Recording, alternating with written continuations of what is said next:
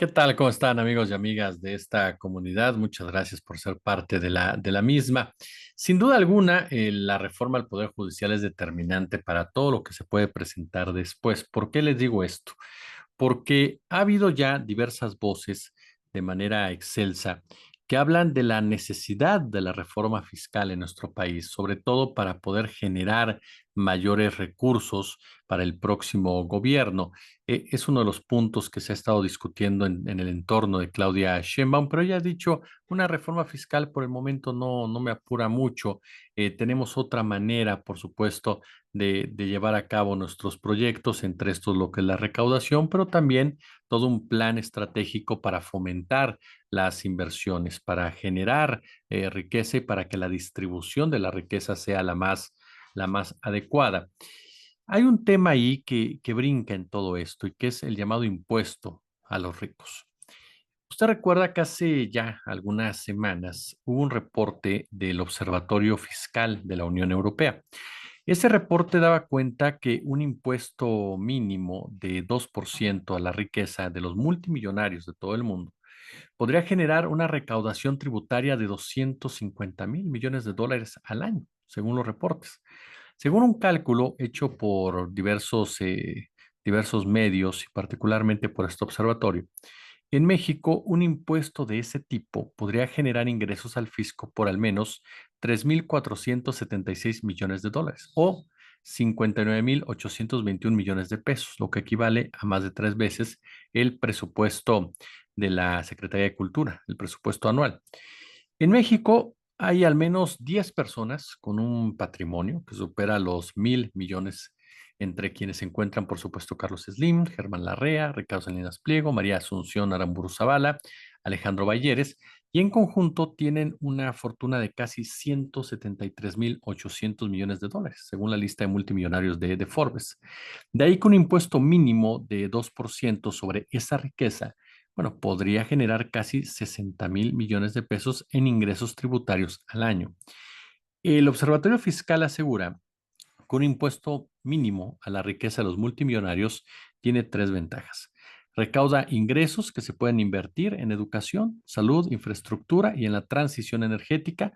Puede limitar, según sus propios datos, puede limitar, ¿no? Ojo con este punto, ¿no? La desigualdad económica, además de que mejoraría el cumplimiento tributario y facilitaría reformas más amplias, reformas fiscales más amplias. Hay un informe también de Oxfam en donde señala que solo la fortuna de Carlos Slim y de Germán Larrea, que son las dos personas más acaudaladas del país, equivale a la riqueza de la mitad de la población más pobre de toda América Latina y el Caribe.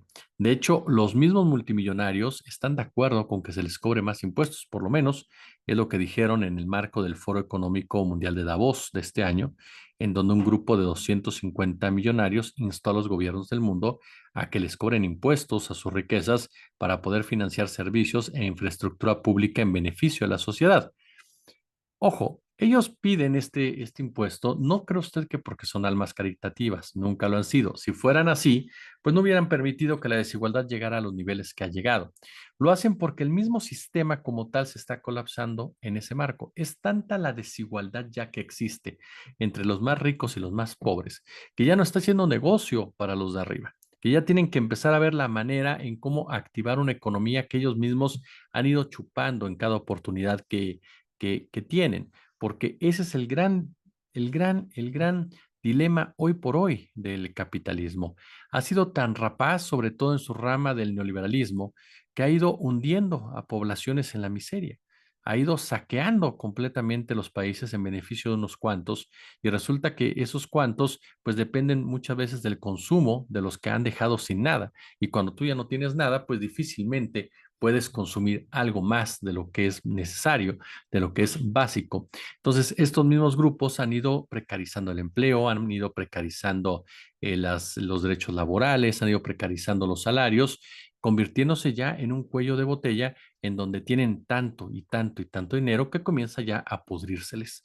Entonces, el hecho de que los señores se basen en la guerra, por eso están tan basados también en la guerra, para seguir movilizando de una u otra manera sus recursos, pero las guerras también se acaban, las guerras también llegan a ciertos límites, las guerras también llegan a ciertos topes que no permiten ir más allá, porque entonces nos destruiríamos a todos, ¿no? A final de cuentas, no dudo que haya generales y empresarios en este complejo militar industrial que lo vean como una opción, pero la realidad es que las guerras son un gran negocio que ha mantenido a esta economía como tal, pero que también tienen ahí su tope, ¿no? Y como tal también lo están experimentando ya en este instante. La irrupción de potencias como China, como Rusia en todo este escenario, pues también juega un papel en contra de Occidente y en contra del capitalismo de los ultra ricos. Ahora, ¿por qué la reforma fiscal de este tipo, con este impuesto, va de la mano con la reforma judicial de nuestro país? Bueno, porque se imagina usted, si lleva a cabo una reforma y les pone este impuesto a estos hombres, lo que no harían si tienen el control de la Suprema Corte, le aplican un lawfare a Claudia Sheinbaum, hombre, así en 5 minutos. Esa es la realidad. No iban a permitir que se les toque de esa forma. Por eso se requiere, ¿no? Se requiere que el Plan C y las reformas constitucionales sean llevadas a cabo, ¿no? Y que se consolide a un poder judicial independiente sin este tipo de influencias, sin este tipo de controles, sin este tipo de relaciones a favor de una élite dominante, de una élite abusiva, de una élite rapaz, ¿no? Para poder en un momento dado aplicar un impuesto de esta naturaleza que a la vez nos permite, nos lleve, en definitiva, a tener un México mucho más justo. De ahí la trascendencia del Poder Judicial y de ahí precisamente que los grandes capitales, los oligopolios mexicanos, intenten a toda costa frenar una aprobación de la reforma en el Poder Judicial, en el sistema de justicia, ¿no? Ya lo dijo Sheinbaum, ya lo dijo Altagracia, ya lo dijo incluso el propio Rogelio Ramírez de la O.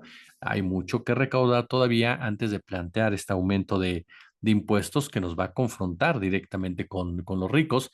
Incluso dentro del plan C hay varias iniciativas que van a confrontar al gobierno de Claudia por necesidad propia con esa clase empresarial. El tema de la minería abierta, por ejemplo, no directamente con los Bayeres, con Salinas Pliego, con la REA y con todos ellos que han hecho de la minería una verdadera, un neocolonialismo, ¿no? Así de sencillo, para muchas de las poblaciones de nuestro país.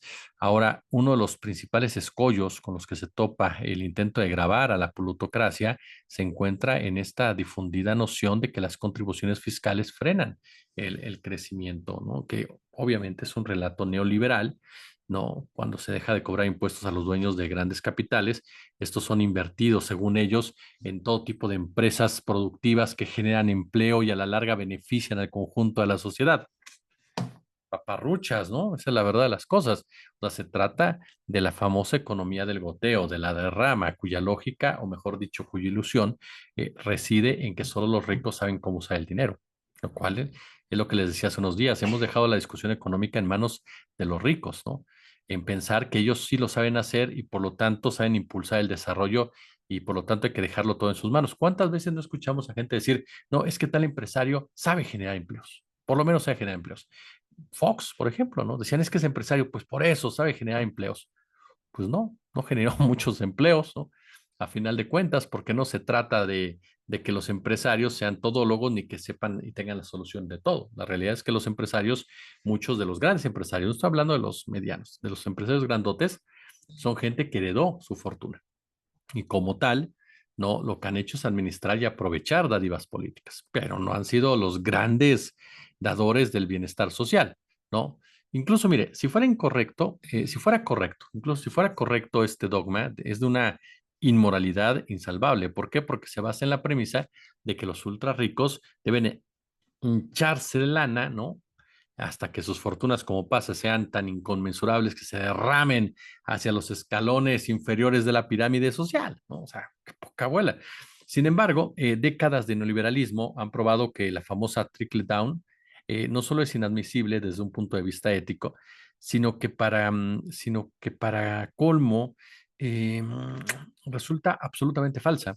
En ningún lugar del mundo, en ninguno, usted dígame uno, la oligarquía ha empleado los recursos sustraídos al Estado para propiciar círculos virtuosos de inversión crecimiento y prosperidad general, sino que los ha desviado completamente a paraísos fiscales, los ha dedicado a la especulación financiera salvaje, ¿no? Es responsable de las peores crisis financieras y ha inventado formas cada vez más absurdas, ¿no? De consumos suntuarios. El capital que supuestamente detonaría inversiones productivas se gasta en qué? En yates, en joyería para mascotas, en automóviles de 6 millones de pesos, en hoteles donde la estancia por una noche cuesta más de lo que usted y yo podríamos ganar en un año. Bueno, el caso de este tipo Jeffrey Epstein, el dinero se ocupa en crear redes internacionales de explotación sexual de menores, en islas, en jets privados, todo al servicio de los poderosos personajes de la política, de los negocios, del entretenimiento, de la milicia, que terminan siendo a su vez los que controlan incluso las ramificaciones del crimen organizado, ¿no? Y que obviamente al tener el control de los medios, pues les daban un blindaje mediático y jurídico que los ha mantenido impunes durante todos estos años, antes de que incluso algunos de sus crímenes más aberrantes pudieran salir a la, pudieran salir a la luz. Aquí el punto, y que me parece que hay que ser muy, muy claros en esta situación, es que los hechos han demostrado en ausencia de impuestos a la riqueza y la especulación bursátil que los ricos no tienen motivos para invertir en beneficio de la sociedad, ya que pueden mantener y multiplicar sus fortunas mediante opciones financieras que ni crean empleos ni producen bien alguno. Entonces, criticar esta situación no es un asunto de resentimiento, como lo quiere pintar un Ricardo Salinas Pliego, o de animaversión hacia los ultrarricos, sino una necesidad de acabar con la pobreza, de crear sociedades en donde los derechos humanos a la alimentación adecuada, a la educación, a la vivienda digna, a la salud, a la cultura, al esparcimiento, cobren una vigencia efectiva más allá del papel, porque ese es otro tema. La vivienda digna, ¿no? Se ha vuelto un negocio, pero es un derecho como tal. Y en este sentido, los estudios económicos que señalan que la excesiva concentración de la riqueza es un obstáculo al crecimiento. ¿Por qué? Porque propicia el estancamiento y atesoramiento del capital, impidiendo que circule. Y este capitalismo que produce, pues produce el enriquecimiento a niveles indecentes, ¿no? De una ínfima minoría, dejando abandonada a una mayoría de una población en aumento, a minorías como las poblaciones indígenas, ¿no? Las poblaciones LGTB, las racializadas en el norte, que están particularmente afectadas por estas desigualdades. Y frente a esta situación en la que el hambre y la pobreza, la extrema pobreza en realidad, gana terreno, el Estado muchas veces se retira alimentando el círculo vicioso de la pobreza y la desigualdad. Por eso es que el gobierno de López Obrador fue diferente en muchos sentidos. Por eso México marca un contraste definitivo frente a dos modelos de una economía beneficiosa para minorías, no enloquecidas por el poder, por el dinero.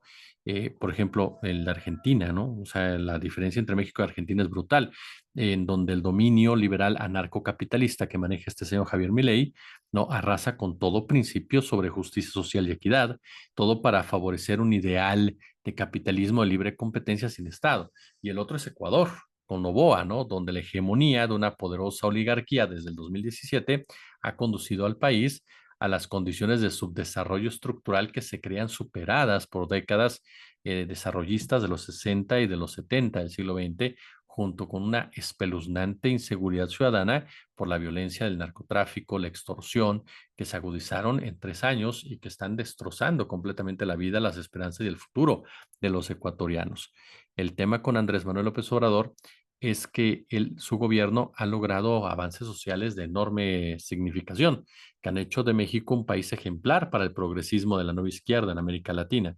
Y los cambios operados, los beneficios para la población, para los trabajadores, las posiciones soberanas, antiinjerencistas, son una clara visión latinoamericanista y la transparente acción presidencial han derrotado las reaccionarias visiones de una élite, de sus medios de comunicación, de sus derechas políticas. Esa contundente herencia es la que ha posibilitado un triunfo electoral como el que vimos de Claudia Sheinbaum, ¿no? La primera mujer en llegar a la presidencia con una enorme esperanza para las clases medias, trabajadores, sectores populares que la han apoyado. Una presidenta electa que es científica, que proviene de una familia judía vinculada con la izquierda. Su padre militó en el Partido Comunista y ella fue una coherente activista estudiantil, sindical y política. Lo que demuestra este proceso es que tanto López Obrador como Sheinbaum reflejan un acumulado social histórico popular. Es decir, que es posible convertir la vía electoral en el instrumento para la administración del Estado por fuerzas políticas plenamente identificadas con los intereses de las grandes mayorías nacionales y que la conducción gubernamental progresista brinda soluciones que no son capaces de dar los gobiernos neoliberales, porque había mucha gente que dijo, es que con López Obrador también le fue muy bien a los ricos, pues de eso se trata, que le vaya bien a todo el mundo y que no fastidies a unos por darle a los otros. Si les gustó el video, pulgar arriba, ya lo saben, compártanlo, nos ayudan muchísimo, likeenlo de verdad. Hay que darle al canal, hay que seguirle dando, por supuesto. Ya saben, muchas gracias por ser esta gran comunidad que siempre han sido apoyándonos en todo momento. Ya saben que aquí seguimos, por supuesto, más allá del proceso electoral, seguiremos con todo tipo de información, con todo tipo de temas. Y si les gusta este contenido, pues suscríbanse, ¿no? Suscríbanse, sean parte de nuestra comunidad, activen la notificación de YouTube, activen la notificación de la campanita y claro, si hay posibilidades, echen super chat, super gracias y únanse al canal. Lo que es básico es que ustedes, les reitero, comparten aquí en el video y por supuesto nos dejen su comentario, su punto de vista. Yo como siempre les mando un fuerte abrazo y ya lo saben, como siempre un gusto, como siempre un placer.